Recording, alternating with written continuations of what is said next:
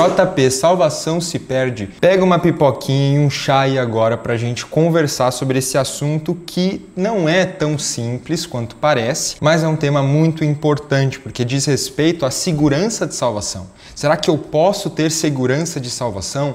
No que a minha salvação está assegurada? É sobre isso que a gente conversa quando a gente fala sobre perda de salvação. E aí a gente vai ver como a nossa teologia está fundamentada. Muito bem-vindo a este canal, eu sou o JP Maia, João Pedro Anzelotti Maia, para quem não me conhece. Sou estudante de teologia, quase em formação e de filosofia, graduando também. Produzo conteúdo cristão aqui na internet há 5 anos e sou fundador do Clube Fé e Razão, uma plataforma de assinatura de teologia muito acessível, muito barata mesmo, que muitas milhares de pessoas estão assinando nos últimos 2 meses que ela funciona e existe. A gente já tem vários cursos lá dentro, inclusive a gente vai falar melhor disso aqui hoje, mas senta que lá vem história, vamos conversar sobre perda de salvação. Bom, por que eu trouxe isso para o quadro de Pílulas de Fé? Porque essa é uma pergunta que surge muito e, como eu disse, ela diz respeito à maneira como a gente interpreta e compreende o Evangelho, certo? O Evangelho é a boa notícia de salvação. Mas espera aí, o que é salvação? Para a gente começar definindo se salvação se perde ou não, você precisa me dar uma definição, você vai ter que carregar consigo uma definição de salvação. Porque para afirmar que salvação se perde, você vai ter que ter uma definição diferente de salvação do que a que eu vou te apresentar hoje, por exemplo. Você vai já perceber que eu vou defender que não, salvação não se perde. As Escrituras não dão margem para crermos nisso. A gente vai discutir alguns textos que parecem contradizer isso que eu estou dizendo agora, mas que não fazem isso de fato, tá? Vamos, então, para a primeira ideia. O que é salvação, JP? Bom, eu gosto muito da definição de salvação como união com Cristo. Ai meu Deus, nunca ouvi isso, calma que eu vou te explicar tudo isso de modo muito certo. Todas as vezes que a Escritura utiliza aquela expressão em Cristo, já reparou nisso? Ah, nós que estamos em Cristo, nós que fomos ressuscitados com Cristo, nós que... Sabe essa expressão que aparece no Novo Testamento diversas vezes? Todas as vezes que essa expressão aparece, é disso que eu estou me referindo, essa doutrina da união com Cristo. O que basicamente assegura e garante a minha salvação é a união que eu tenho com Jesus Cristo, é estar em Cristo. Lá no texto de Efésios capítulo 2, a gente tem Paulo falando sobre uma mudança posicional que as pessoas que são salvas têm. Então ele fala assim: vocês estavam mortos em seus delitos e transgressões, mas agora vocês receberam vida juntamente com Cristo. Pela graça vocês são salvos. Esse texto é muito importante, muito fundamental, porque ele estabelece a graça como o meio de salvação. O fundamento da salvação no cristianismo, e é o que difere ela das outras religiões, inclusive, e eu falo disso, inclusive, dentro do Fé e Razão, é a graça como meio de salvação. Deus é quem toma a iniciativa de salvar a humanidade no cristianismo. Enquanto que nas outras religiões, o homem está fazendo o seu para se salvar. Então, é ele que entrega o sacrifício, é ele que faz alguma obra para se reconciliar com o Deus da sua religião. No cristianismo é o contrário. O próprio Deus se faz sacrifício por nós. O próprio Deus recebe a ira que estava sobre nós, sobre si mesmo, na pessoa de Jesus Cristo. Então, esse fundamento da graça na união com Cristo, que está ali muito bem descrito em Efésios capítulo 2, que está definindo as pessoas do mundo como alguém que está em Cristo ou alguém que não está em Cristo, basicamente, é o que a gente vai definir aqui como salvação. Por que, JP, a gente vai definir dessa forma? Bom, porque além da Escritura falar de salvação nesses termos, e existem várias outras passagens que falam sobre isso, se o editor quiser colocar algumas delas aqui, onde fala em Cristo, você sempre vai perceber que estão falando de salvação, mas a gente não conseguiria tratar da salvação de bebês que morrem ou de pessoas que têm disfunções cognitivas se salvação não fosse definida pela união com Cristo. Por quê? Porque você poderia dizer para mim o seguinte: não, salvação é se arrepender dos seus pecados. Mas um bebê se arrepende dos seus pecados? Ah, não, mas aí é uma exceção. Não é exceção, porque milhares de bebês morrem todos os dias. Assim como pessoas com disfunção cognitiva, que não conseguem compreender raciocinar sobre o Evangelho, por exemplo, elas também não poderiam ser salvas, e existem milhares delas, milhões delas no mundo. Então, se o fundamento da salvação for ações humanas e não a graça que atua no coração, a gente vai ter vários problemas de muitas ordens para falar de salvação aqui. O ladrão na cruz, por exemplo, não teve tempo de... Porque arrependimento não é só quando o Zaqueu se arrepende dos seus pecados, ele tem que restituir o dinheiro, certo?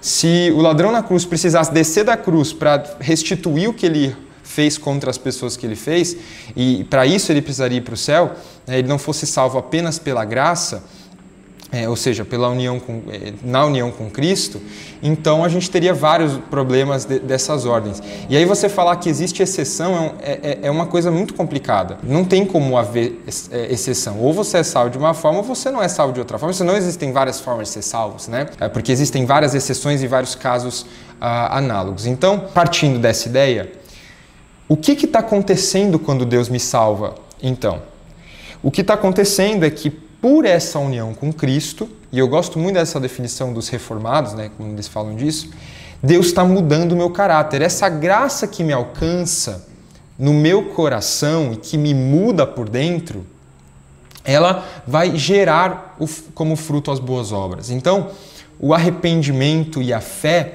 eles são fruto desse coração transformado e regenerado. A Bíblia fala do Espírito Santo como vivificador, ele dá a vida. Então eu estava morto nos meus pecados. Agora a minha mudança posicional espiritual aconteceu porque o Espírito Santo mudou o meu coração. Ele me deu vida em Cristo. A união com Cristo é o meio pelo qual eu recebo os benefícios da obra de Jesus. Quem está morrendo na cruz e expiando os pecados? Sou eu ou é Jesus Cristo? É Jesus Cristo. Então, quando Jesus Cristo está na cruz, ele não está só recebendo a penalidade dos meus pecados. Ele está me substituindo. A morte de Cristo é substitutiva, ela não é apenas vicária, no sentido da pena que ele está recebendo ali, certo? Então, Jesus está me substituindo, ele está recebendo a ira no meu lugar. Mas como eu vou para o céu se eu continuo pecador, se a presença do pecado ainda está em mim? Por meio da justiça de Cristo que é imputada a mim. Como a justiça de Cristo, o homem perfeito, é imputada a mim? Por meio da união que eu tenho com Ele. Essa união, ela é de cunho espiritual, sim. Nela você não tem você não perde a sua personalidade, não é isso que a gente está falando aqui de união com Cristo, mas o que está acontecendo quando o Espírito Santo te convence do pecado, da justiça e do juízo é uma mudança de coração. Jeremias capítulo 4, ele fala da salvação como Deus tirando o coração de pedra e colocando um coração de carne. Então a salvação ela é uma mudança de natureza também, ela faz com que a nossa natureza seja mudada. E é por isso que quando as pessoas dizem assim, então se a salvação é só pela graça, né? Então eu posso pecar à vontade que eu vou continuar sendo salvo. E aí que eu quero falar para você de Romanos capítulo 6, que Paulo está respondendo exatamente essa sua dúvida. Quando, no final de Romanos capítulo 5, ele está falando assim, olha, onde abundou o pecado, superabundou a graça de Deus. E aí no capítulo 6 ele meio que tem um interlocutor fantasma, né? Como se as pessoas estivessem perguntando para ele, que diremos pois? Então permaneceremos no pecado para que a graça abunde? Ele fala, de maneira nenhuma. Como nós vamos permanecer no pecado se nós já morremos para ele? Olha que coisa fenomenal. Então Paulo está ensinando ali em Romanos capítulo 6 que a salvação, a justificação, ela é um ato exclusivo da graça, sim, mas ela ao mesmo tempo muda o meu caráter. Então, a verdade é que todo verdadeiro salvo terá um coração transformado para mudar as suas obras, para mudar o seu comportamento. Então, não é aquela coisa de eu vou fazer o que eu quiser, porque a natureza dele já foi mudada, ele não vai querer fazer o que ele quer, porque o coração dele se voltou para Cristo, Deus vivificou, deu vida para ele, a natureza dele foi mudada, ele já não é mais escravo do pecado. Então, é por isso que é tão importante a gente definir salvação nos termos da união com Cristo, porque quando eu sou unido a Jesus Cristo, pela graça, pelo Espírito Santo que me une a Ele, o poder do pecado já não está mais sobre mim. E minha natureza, meu caráter é transformado. Todo crente verdadeiro vai largar pecado. Todo crente verdadeiro vai lutar contra pecado. E aí entra numa outra questão importante, que é aquela dúvida que as pessoas têm com relação a O texto de Hebreus capítulo 6, que fala que aqueles que uma vez conheceram, né, não podem ser restaurados ao arrependimento, foram iluminados pelo Espírito Santo, etc. Se você prestar atenção nesse texto e você ler ele completamente, eu leio ele, inclusive, e explico no Fé e Razão. A gente tem um módulo só de teologia reformada, para introdução à teologia reformada, para quem não quer... Para quem está começando a aprender agora, né? Teologia reformada e quer se entrar nesse universo, você vai perceber que lá ele está falando de dois grupos de pessoas distintas. Ele começa falando na segunda pessoa e depois ele fala na terceira. E depois ele volta a falar na segunda pessoa, no versículo 9, dizendo que aqueles... que com respeito a vocês, meus irmãos, então ele troca o interlocutor. Ele fala assim, eu espero coisas melhores quanto à salvação. Então, ele não está falando de salvação com relação àqueles, mas está falando de salvação com relação ao outro grupo, que não é esse que ele está citando dos versos de 4 a 6, que as pessoas utilizam para falar de perda de salvação. Isso só explicita aquilo que Jesus está dizendo sobre o joio e o trigo, que é aquelas pessoas que na igreja parecem ser cristãs, porque o trigo e o joio são muito parecidos, mas elas não foram de fato regeneradas. E é o que João fala em 1 João 2,19. Aqueles apostataram dos nossos porque não eram dos nossos, apostataram daqui porque não eram dos nossos. Então, o que eu quero que você entenda é, se para você salvação é você ir lá na frente do culto e você levantar a mão e falar que quer Jesus e começar a falar crentez, então a gente não está falando da mesma coisa. Para mim, salvação não é você ter uma liturgia de todo domingo no culto. Tem muita gente que vai no culto e que vai para o inferno. Então, é importante você definir salvação como uma mudança interna. E a Bíblia vai falar, o homem não vê o coração, o homem só vê o exterior. A gente não sabe quem é verdadeiramente salvo. A gente tem uma noção pelas obras que as pessoas fazem, mas às vezes essas obras nos enganam. E aí entra um outro ponto que isso eu também falo dentro do Clube Fé e Razão. Sério, você precisa assistir esse módulo, ele é maravilhoso, as pessoas estão amando. Bota aí, editor, o tanto de gente que está amando esse curso de Introdução à Teologia Reformada. São mais de 90 aulas lá, inclusive, o link está aqui embaixo na descrição para você entrar. Sério, é muito, muito acessível mesmo, você vai ficar impressionado. E com o conteúdo das aulas também, que é maravilhoso, me dá muito trabalho de fazer, porque eu faço vários slides e é muito completo e as aulas são boas de verdade, você vai amar. Esse entendimento de mudança de natureza vai cooperar para você entender essa ideia de lutar contra o pecado. Porque essas pessoas que na igreja estão fazendo rituais que parecem ser uma coisa que elas não são, eles na verdade não estão verdadeiramente salvos por estar fazendo aqueles ritos externos. Jesus está o tempo inteiro condenando a intenção do coração dos fariseus nos evangelhos, mostrando para eles que não é sobre aquilo que eles fazem externamente, sem antes um coração diferente, sem ter uma motivação que é para a glória de Deus. Muitas vezes as pessoas estão fazendo coisas, você vê até ateus fazendo coisas maravilhosas, né? Mas se eles rejeitam a Deus, a Bíblia fala, todo aquele que não crê já está condenado, por não crer no nome do Filho unigênito de Deus. A pessoa pode fazer as coisas mais bonitas do mundo, externamente, mas o coração dela não ter Jesus Cristo como o centro, não amar o Senhor sobre todas as coisas. Às vezes as pessoas estão pregando e não estão pregando como para o Senhor. Elas às vezes estão pregando e não estão pregando com o coração grato e entregue a Jesus Cristo, mas às vezes por pura vaidade. Às vezes você não conhece a intenção do coração das pessoas. É por isso que é frustrante para nós, de alguma forma, é humilhante não saber verdadeiramente quem é salvo e só ter uma noção pelas obras. Pelos frutos vocês conhecem, né? Alguém pode falar o seguinte, e é verdade, a gente olha os frutos das pessoas, certo? Mas como é que de uma árvore vai sair um fruto que uma hora parece ser legal e depois não parece ser mais? Não é mais, melhor dizendo. Não, porque essa pessoa dava frutos. Olha, ela pregava, é isso que é dar fruto? Ah, essa pessoa aqui, ela ia lá na frente, ela foi na frente aceitar Jesus. Lá na minha igreja foi assim. Ah, mas ela cantava louvores. Ah, mas ela postava fazendo devocional. Ah, mas é isso que então assegura a salvação de uma pessoa? É assim que você tem segurança de salvação? Porque não é isso que a Bíblia diz que é evidência de salvação. Evidência de salvação é postar devocional, é a liturgia de estar todo domingo na igreja. Não estou dizendo que ir para a igreja é ruim, tá, gente? Pelo amor de Deus, não confunda a minha fala. Mas isso assegura a minha salvação? E aí tem outro ponto.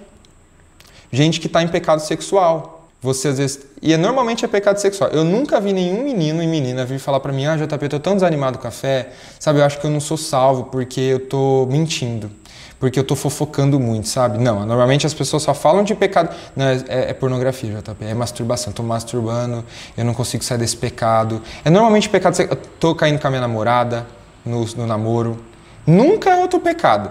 Só esse pecado que faz as pessoas perderem a segurança de salvação. Mas é aí que é o ponto. Será que a sua percepção, e é o que eu quero chegar, se você é um salvo verdadeiramente, você vai lutar contra o pecado, mas não significa que nós não vamos ter momentos de impenitência. O que é impenitência? Momentos em que a gente não se arrepende imediatamente do nosso pecado. Se você nunca passou por isso, parabéns, porque eu demorei para me arrepender de vários pecados diversas vezes, e muitas vezes eu lutei para pedir para Deus, Senhor, me ajuda a me arrepender, porque eu quero me arrepender e não estou conseguindo. É uma coisa louca, eu sei que parece paradoxal, etc. Se você é esse crente que nunca teve problema de se arrepender de algum pecado, você já largou tudo, já está perfeito, nossa, parabéns, glória a Deus, você nunca mais fofocou, nunca mais mentiu, nunca mais pensou nada errado das pessoas, nunca mais cobiçou nada que não era seu, nunca mais. Cara, glória a Deus por isso. Né? Eu luto contra os meus pecados. Então, tipo assim, se um jovem está com um pecado sexual e ele está caindo muito nisso, ele normalmente perde a segurança de salvação. E é aí que a gente fala da impenitência. Mas perder a segurança de salvação não quer dizer que você perdeu salvação. Você pode se sentir inseguro e dizer, cara, eu não estou agindo como eu devo agir, eu estou sendo incoerente com aquilo que eu acredito. Mas a sua incoerência não pode ser mais forte do que aquele texto, do que 2 textos que eu quero ler aqui. Isso se você foi unido a Cristo, tá? Eu estou falando de união com Cristo aqui, não estou falando de qualquer pessoa de qualquer jeito, porque eu acredito que essa pessoa, e como eu, que demorei para me arrepender algumas vezes, demorei para largar alguns pecados, eu fiquei 4 anos na pornografia até 2020. Na verdade foi de 2018 que minha conversão até 2020, foi 3 anos que da minha conversão eu fiquei em pornografia e masturbação. E eu lutava, cara, era horrível, mas eu não estava salvo então? Eu perdi minha salvação, depois voltei. João 10, 28 diz, eu lhes dou a vida eterna para as minhas ovelhas, e nunca hão de perecer, e ninguém as arrebatará da minha mão. Cara, Jesus estava falando do que aqui? Eu dou a vida eterna e nunca ninguém as arrebatará da minha mão. Ué?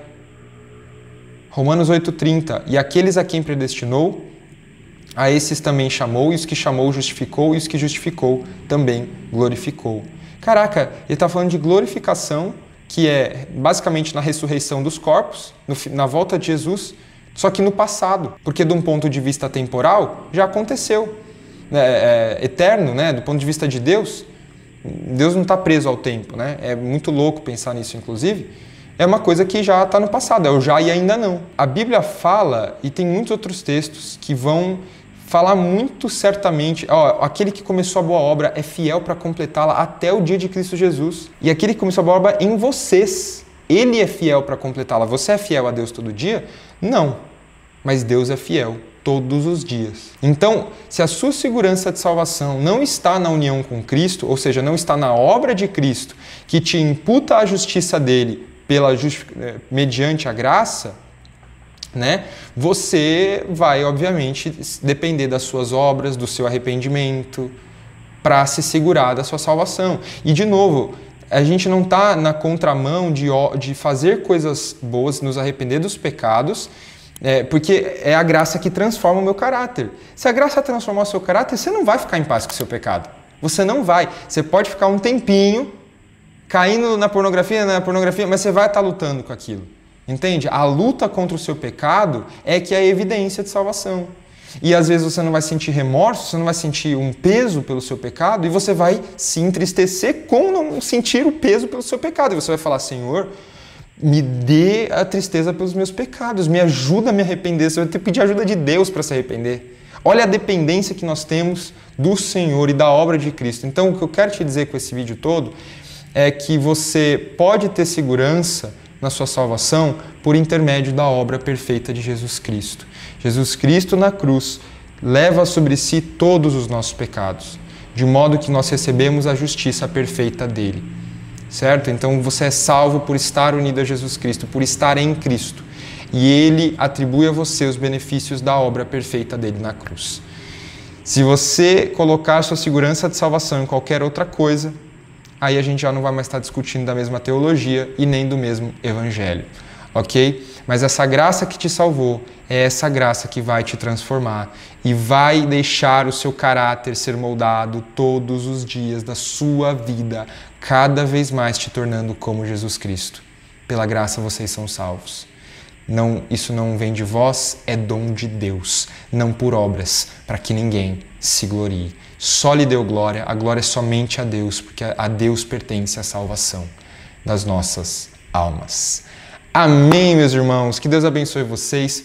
E lembrando, Clube Fé e Razão tem curso sobre pornografia, masturbação e evangelho, que tem ajudado milhares de meninos mesmo. Eu tenho recebido direct todos os dias. Tem conteúdos gratuitos aqui também, se você não puder pagar, mas é muito sensacional, você vai se apaixonar pelo conteúdo. E o nosso curso de Introdução à Teologia Reformada, em que a gente fala mais profundamente desse assunto também. Que Deus te abençoe, coloca aí nos comentários o que você achou e se você tem sugestões para outros vídeos, e a gente se vê numa próxima. Um beijo, um queijo, tchau.